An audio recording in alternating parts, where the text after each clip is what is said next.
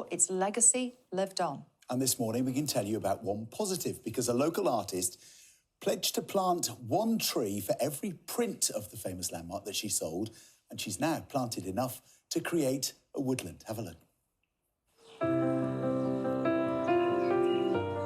So I'm just here at the site of the tree that was felled at Sycamore Gap last September. And it's the first time I visited it since it was felled.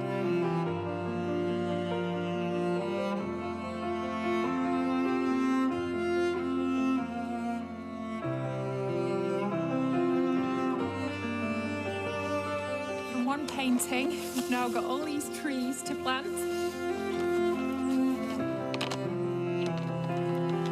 And that's my first sycamore planted in the ground.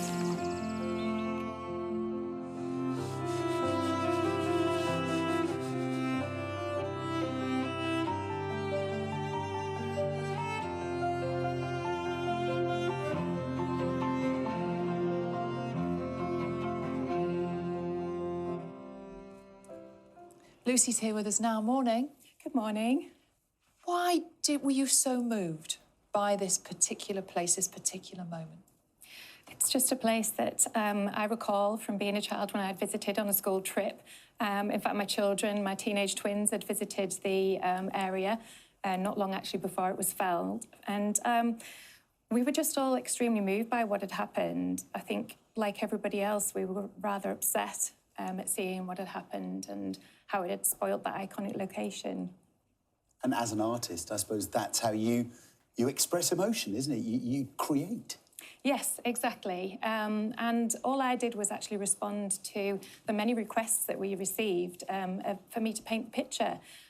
It wasn't something that I originally set out to do, but we were simply inundated with people asking if I had any pictures of it or if I would indeed paint one. So how did the idea about planting the trees come about? Where does that all fit in? Well, obviously, we had very many requests. In fact, we were inundated with people asking, and it was just something that I was very passionate about giving back. I didn't just want to paint the picture, I wanted to find a way of giving back. And so I asked the team back at head office if we could sit down around the table and come up with a few ideas on how we could do just that.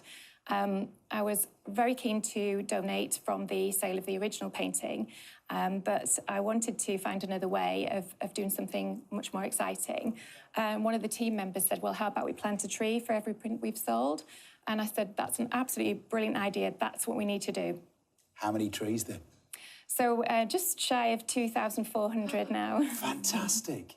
Fantastic. So to know that is happening, that those trees are growing right now, and hopefully for a very long time to come. What does that mean to you?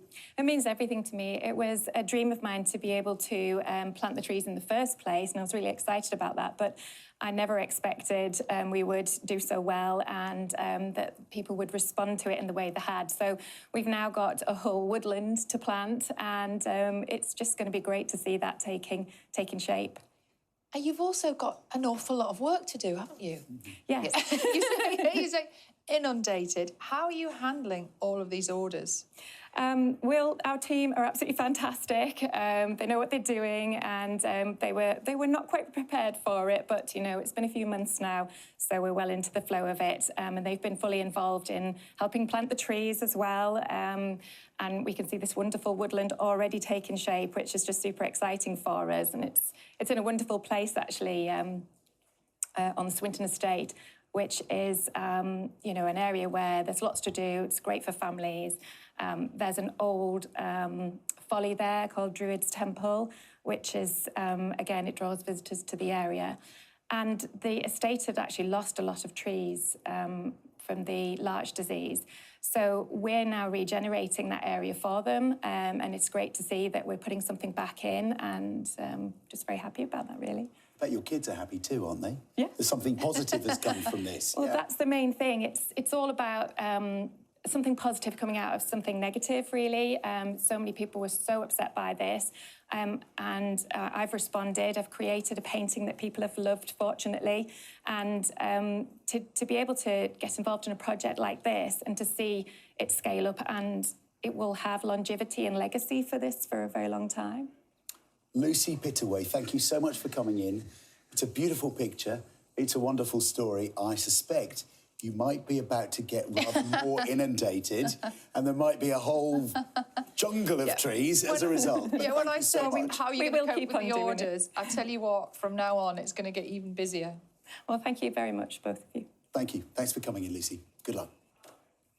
Now, it is 7:58 exactly. Time to get the news, the travel and the weather where you are. Thank you very much indeed. That was lovely. Really.